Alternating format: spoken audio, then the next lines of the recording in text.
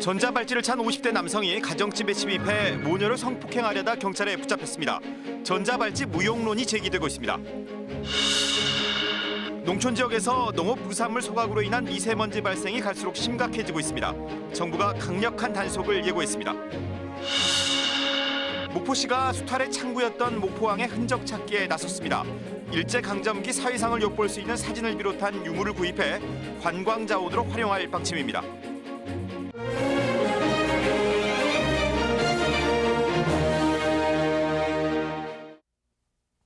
목포에서 전해드립니다. 목포 문화재 거리에는 보존 가치가 큰 근대 건축 유산이 많은데요. 문화재 거리 활성화를 위해서는 건축물 보존뿐만 아니라 각종 기록물을 수집하고 관리 방안을 마련하는 게 중요합니다. 목포항이 100년의 흔적을 찾기 위해 기록물 수집이 본격적으로 이뤄지고 있습니다. 박상훈 기자의 보도입니다. 오사카에서 북해도로 가는 길목인 후쿠이현의 작은 항구. 해양 물류의 중심지로 19세기까지 번성했던 이곳은 역사적인 근대 건축물이 가득합니다. 잘 보존된 근대 건축물과 당시 사회상을 엿볼 수 있는 각종 기록물은 관광 자원이 돼 쇠퇴한 도시에 새로운 숨결을 불어넣고 있습니다.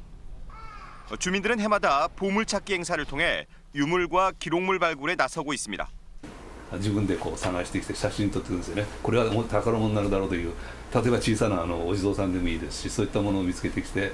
지붕 없는 박물관으로 불리는 목포항 일대의 100년의 흔적을 찾기 위한 유물과 기록물 수집이 본격적으로 이루어집니다. 목포시는 우선 근대 역사관에서 전시 교육 자료로 활용할 유물 구입에 나섭니다. 구입 대상은 조선 후기부터 일제 강점기까지 사회상을 엿볼 수 있는 서적과 문서, 사진과 공예품을 비롯한 민속 자료 등입니다. 1919년 4.8 만세운동이 있었던 뜻깊은 해이기도 한데요.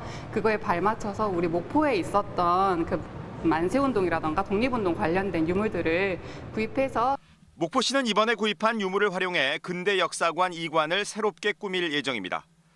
또 유물과 기록물 수집을 근대 역사문화공간 조성 사업의 중장기 계획에 포함해 상시 수집 활동을 이어갈 계획입니다. KBS 뉴스 박상훈입니다. 영안군 민속씨름단 존속 여부가 오는 9월 영안군 의회 임시회에서 결정될 예정입니다. 지난 2017년 1월 창단한 영안군 씨름단은 운영 조례에 따라 올해 말까지 운영될 예정이었지만 영안군은 그동안 씨름단이 14차례 장사에 등극하는 등 영안군의 위상을 높였다며 3년 운영 부칙을 삭제하는 조례 개정을 추진한다고 밝혔습니다. 이와 관련해 군의회 일부 의원들은 당초 씨름단 운영 비용을 10억 원 가량으로 예상했지만 현재까지 16억 원이 넘는 등 군 재정에 부담이 된다고 지적했습니다. 지난 3년 동안 농산물 가격 등락에 따른 긴급 조치가 매달 시행됐어도 농산물 수급 정책은 총체적 실패를 이어왔다는 주장이 제기됐습니다. 민주당 서삼석 의원이 발표한 자료를 보면 농림부는 지난 2016년부터 올 3월까지 모두 34번의 수매 비축과 산지 폐기 등 농산물 수급 안정 긴급 조치를 취하면서 8천억 원이 넘는 예산을 쏟아부었지만 채소류 가격은 평년 대비 56%까지 폭등하다가 60%까지 폭락하는 일이 수시로 반복됐다고 지적했습니다. 서 의원은 이와 관련해 대체 작물 재배와 휴경제 도입 등 장기적인 대안과 함께 농민들의 안정적인 소득 보장을 위한 농산물 최저 가격 보장제 도입이 필요하다고 덧붙였습니다. 얼마 전 농촌 지역의 보리대 등 농업 부산물 소각으로 미세먼지 발생이 많다고 전해드렸죠. 정부가 앞으로 이 같은 농업 분야에서 발생하는 초미세먼지와 암모니아 배출량을 크게 줄이기 위한 강경 대책을 내놔 주목됩니다. 김광진 기자의 보도입니다. 농번기철 농어촌에서 쉽게 볼 수 있는 보리대나 볏짚 등 농업 부산물 소각. 이 연기 가운데는 3천여 종이 넘는 PM2.5 이하의 초미세먼지가 섞여 주변 마을이나 도시 공기를 오염시킵니다.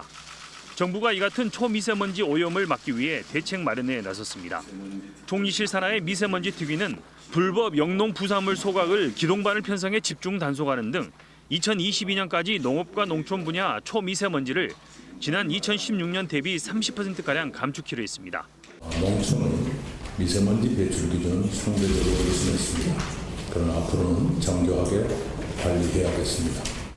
정부 당국은 특히 분뇨나 퇴비 등에서 발생하는 암모니아를 미세먼지 주범으로 간주하고 규제 키로 했습니다. 가축 분뇨 등에서 나오는 암모니아가 햇빛에 노출되면 암모늄으로 변하고 이 암모늄은 다시 공장 굴뚝 등에서 나온 황산염이나 질산염 성분 등과 결합해 초미세먼지가 되기 때문입니다. 농촌에서 발생한 암모니아가 도시로 확산돼 초미세먼지가 될 수 있다는 것입니다. 그 암모늄 성분을 만약에 없앨 수 있으면 황산염과 질산염하고 결합이 이루어지지 않게 되고 결국은 초미세먼지를 큰 폭으로 약 40%까지 감축을 할 수 있다. 국립환경과학원은 초미세먼지의 전 단계 물질인 암모니아는 지난 2016년 기준 35만 6천 톤이 농축산 분야에서 발생해 전체 미세먼지 발생량의 12.1%를 차지할 것으로 추산했습니다. 석탄 화력 발전이나 경유차와 더불어 가축 분뇨 등이 미세먼지 오염원으로 새롭게 지목돼 대책 마련이 요구됩니다. KBS 뉴스 김광진입니다. 전자발찌를 착용한 50대 남성이 모녀가 자고 있는 주택에 침입해 성폭행을 시도하려다 경찰에 붙잡혔습니다.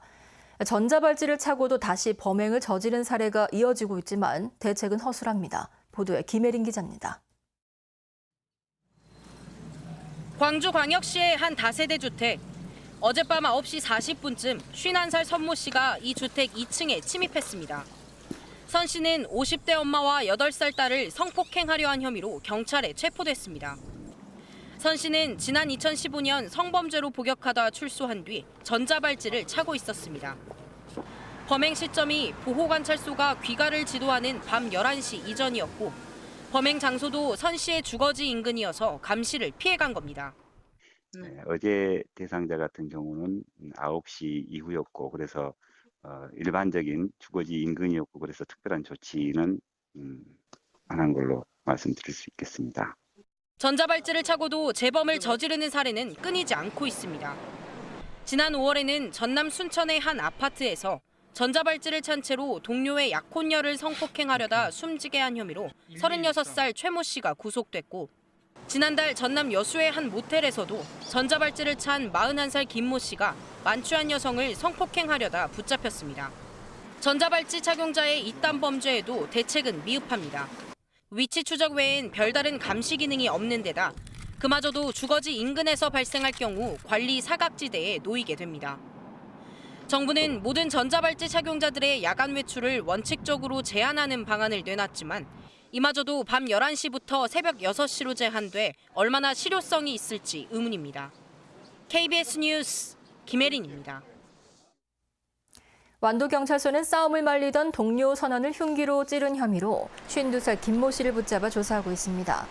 김 씨는 어젯밤 10시쯤 완도군 완도읍의 한 마트 앞에서 동료 선원들과 말다툼을 하다 흉기를 휘둘렀고 이를 말리던 46살 차모 씨를 찌른 혐의를 받고 있습니다. 흉기에 찔린 차 씨는 병원으로 옮겨져 치료를 받고 있으며 경찰은 김 씨를 상대로 정확한 경위를 조사하고 있습니다. 여수산단 인근 율촌 광양항 준설토 투기장이 산업단지로 개발됩니다. 정부가 2029년까지 4,500여억 원을 들여 융복합 물류단지를 조성하기로 했는데 여수산단 용지 문제도 해소될 것으로 기대됩니다. 보도에 이인수 기자입니다. 여수산단과 율촌 1산단 사이에 있는 광양항 3단계 준설도 투기장입니다. 광양항 항로를 파내면서 나온 펄을 쌓아두는 곳입니다. 해양수산부와 여수광양항만공사가 이곳에 2029년까지 4,562억 원을 투입해 융복합 물류단지로 개발하기로 실시 협약을 체결했습니다. 대상 부지는 여의도와 비슷한 318만 제곱미터로 신소재 산업과 첨단 산업, 복합 물류 제조업체 부지로 조성될 예정입니다. 내년 초 사업구역 지정 고시 등을 거쳐 2022년부터 용지 공급이 시작됩니다. 공급 계획은 먼저 미래 신소재 사업을 1단계로 공급할 것이고 2단계로 물류 복합 제조 시설, 3단계로 복합 첨단 산업 시설을 차례대로 저희들이 공급을 하게 될 것입니다.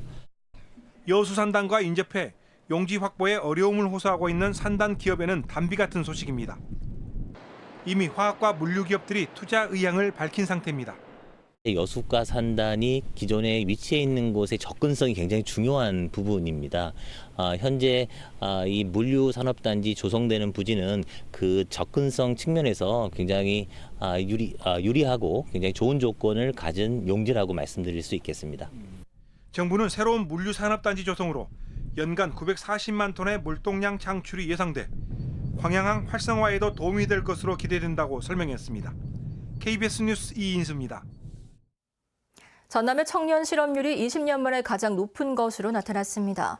호남지방통계청이 발표한 자료를 보면 올해 2분기 전남 지역 15세에서 29세까지의 실업률은 14.1%로 1분기보다 3.6%포인트 증가했고 국가통계 포털에 기록된 1999년 3분기 이후 가장 높은 것으로 나타났습니다.